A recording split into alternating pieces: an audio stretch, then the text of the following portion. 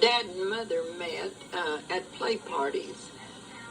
They're in Arkansas. Mother was born at Polk County, Arkansas. And Dad grew up around Fayetteville, Arkansas. But they had met at play parties. Dad always liked a mule, so he rode a mule. And Grandpa would let the girls ride his horses. And they'd go to these play parties every weekend. And that's where Dad and Mother met.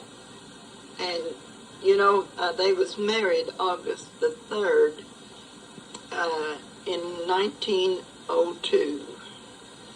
And Mother said, she said, every evening hemming the ruffles for her petticoat and her dress, and there was yards and yards of ruffles for her wedding dress, see. Never did think to ask her how she managed to get some white material for her wedding dress. But she said, I don't know why, but none of them would help her.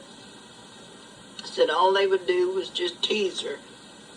But on Saturday, before she was to be married the next day, she scrubbed all those wood floors and got the house all ready, and there was going to be a few neighbors come in, and the preacher, and of course the preacher and Dad's father and mother and his sister and her husband. Aunt Mary was already married then, and she said she didn't have much to bake a cake out of, but she made herself a wedding cake.